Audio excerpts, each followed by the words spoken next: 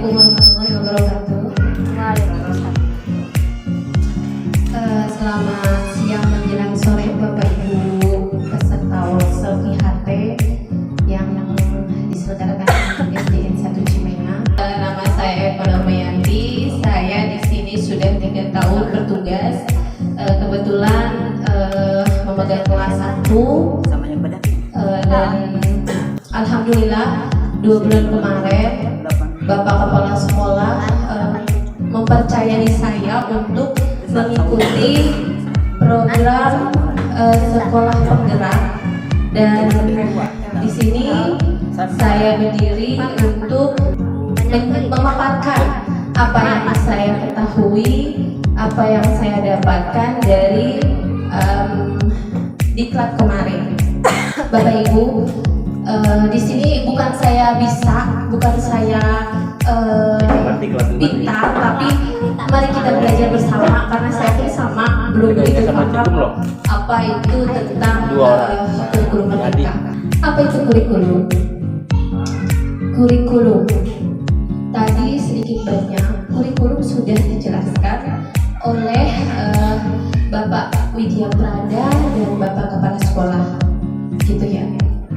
Di sini sebenarnya kurikulum itu belum ada pengertian yang mengikat secara universal, Bapak Ibu. Jadi masih banyak yang menganggap bahwa kurikulum itu adalah titik awal sampai titik akhir pengalaman belajar murid.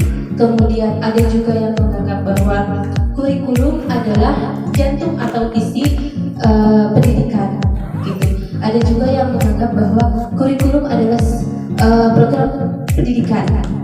Jadi banyak pemahaman tentang kurikulum, dan semua itu adalah benar, gitu.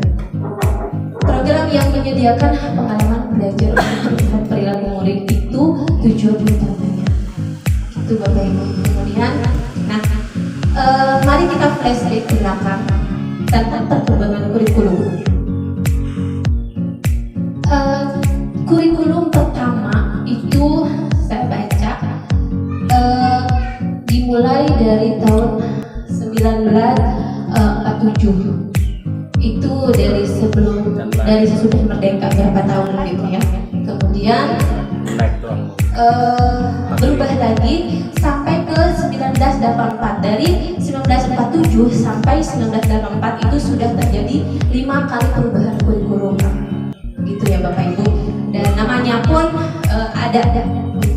Kemudian dari 1984 berubah lagi tahun 1990 dengan nama kurikulum 1994. Dari situ berubah lagi pada tahun 1997 dengan nama revisi kurikulum 1994. Dari situ berubah lagi di tahun 2004 dengan nama kurikulum berbasis kompetensi yang sering kita kenal dengan kurikulum KBK, ya, KBK. Nah, dari situ kurikulum berubah lagi di tahun ke 2006 dengan nama KTSP, kurikulum tingkat satuan pendidikan. Dari situ berubah lagi kemarin yang sudah kita laksanakan juga di 2013 yang namanya kurikulum 13, dan sekarang merdeka. Nah, 2022 pemerintah menggembor-gemborkan lagi tentang kurikulum baru yang sering kita kenal dengan kurikulum merdeka. Seperti itu kita flashback-nya Bapak Ibu. Kemudian ada buku yang ditulis oleh Ralph Taylor dalam bukunya The Basic Principle of Curriculum. Itu mengungkapkan bahwa di dalam kurikulum itu ada 4 komponen yang harus ada. Yang pertama, tujuan. Apa tujuan dari kurikulum yang dibuat? Kemudian konten. Apa kontennya? Yang ketiga, metode atau cara atau pengalaman apa yang harus ada di dalam kurikulum. Kemudian yang keempat, evaluasi. Itu adalah komponen yang ada dalam kurikulum. nurut, Rottweiler. Sedangkan secara umum di negara-negara besar, kurikulum itu diklasifikasikan komponen-komponennya itu, yaitu satu, tujuan pembelajaran, kemudian panduan pedagogik, dan tiga, panduan asesmen. Gitu. Kerangka komponen ini dapat kita gunakan dalam mendesain kurikulum dan pembelajaran berdasarkan kebutuhan murid. Ini intinya Bu, berdasarkan kebutuhan murid. Seperti itu. Kemudian,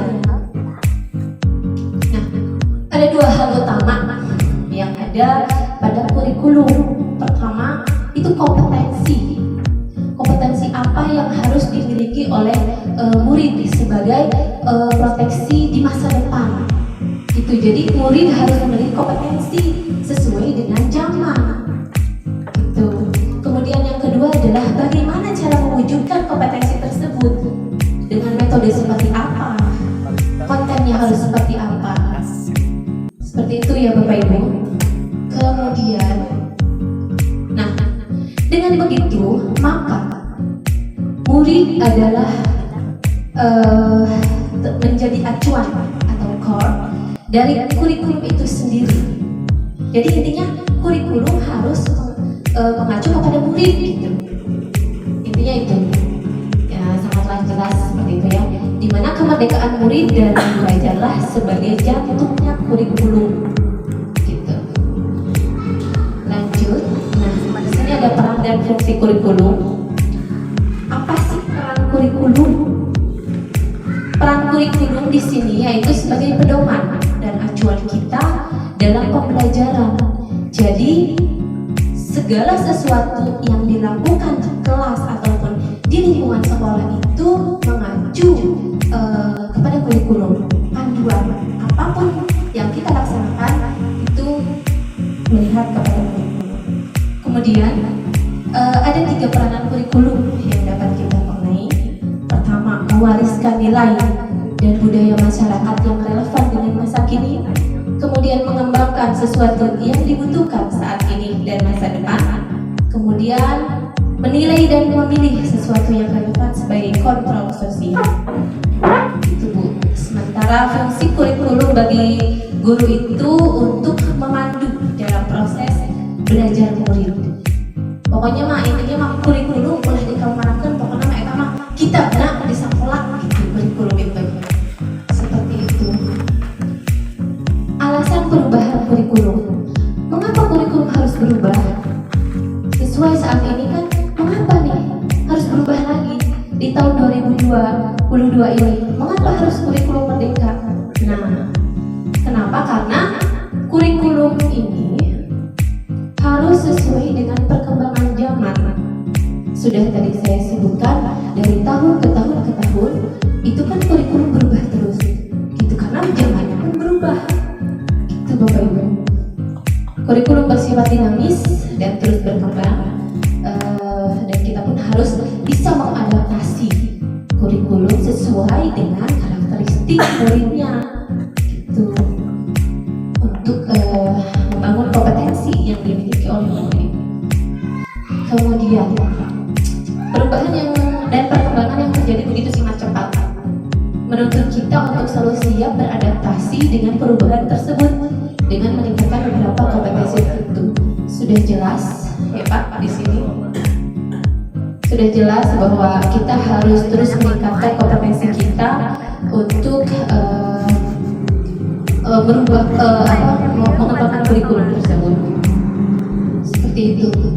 Saat ini kualitas literasi dan numerasi, kesehatan mental dan sosial emosional murid merupakan fondasi atau prasyarat yang diperlukan murid untuk membangun kompetensi transformatif murid dengan siklus belajar antisipasi, aksi refleksi menuju pembelajaran sepanjang hayat.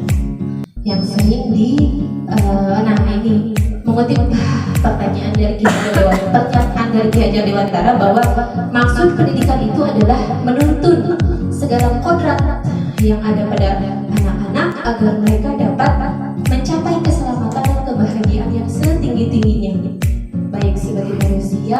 maupun anggota masyarakat. Jadi kurikulum harus dikembangkan sesuai dengan kodrat siswa, karakteristiknya seperti apa. Itu Bapak Ibu. Kemudian kita merancang kurikulum harus juga menempatkan kebutuhannya apa, pendapat, pengalaman, hasil belajar, serta kepentingan murid sebagai rujukan utama. Seperti itu. Sejatinya kurikulum dirancang untuk murid, intinya mah kalau murid gitu, dan untuk murid kurikulum tersebut. Nah, untuk mewujudkan kompetensi-kompetensi yang harus dicapai dan dimiliki oleh siswa, maka ada pihak yang harus berkolaborasi. Di antaranya ada guru yang harus terus belajar memfasilitasi pembelajaran yang sesuai. Kemudian orang tua yang harus terus memahami perkembangan murid dan kebutuhannya. Kemudian yang ketiga, pemerintah daerah, pemerintah pusat, dan semua yang bergerak di bidang pendidikan juga harus mengikuti perkembangan dan kebutuhan murid. Tadi mengapa harus berubah kurikulum, sekarang mengapa kurikulum perlu diadaptasi. Gitu. Di sini ada beberapa pertanyaan. Di mana sekolah kita berada? Apakah di tepi pantai dan sebagainya pertanyaan tersebut? Nah, di perkebunan, ada di pantai, daerah pantai, kita kan lihat. Nah, mari kita flashback lagi. Dulu waktu saya SMP itu ketika belajar komputer, dulu sudah ada komputer, teknologinya sudah ada komputer. Apa itu namanya ya? Dengan menggunakan apa? Mesin ketik ya, seperti itu. Saya masih menggunakan. Nah, dulu menggunakan seperti itu. Nah, sekarang kita kan berubah ya, kayak menggunakan laptop seperti itu. Terus pengumpulan tugas pun dulu saya masih menggunakan disket. Sekarang banyak aplikasi yang harus digunakan, yang bisa digunakan. Nanti akan lebih jelas dipaparkan oleh Ibu. Gitu. Nah, jadi kemudian sekolah, lingkungan sekolah itu selalu dan pasti berbeda. Lingkungan sekolah ibu dan lingkungan sekolah bapak misalkan berbeda. Ekosistemnya juga berbeda. Apalagi dengan di lingkungan daerah Binuangan pasti berbeda. Gitu. Nah, itulah yang melatar belakangi mengapa kurikulum harus kita adaptasi. Gitu. Diadaptasi sesuai dengan karakteristik lingkungan sekolah kita. Itu ya Bapak Ibu, itu awalnya mengapa kurikulum harus berubah. Nah, mungkin slide ini adalah slide terakhir dari saya. Slide selanjutnya akan dipaparkan oleh Ibu Dita.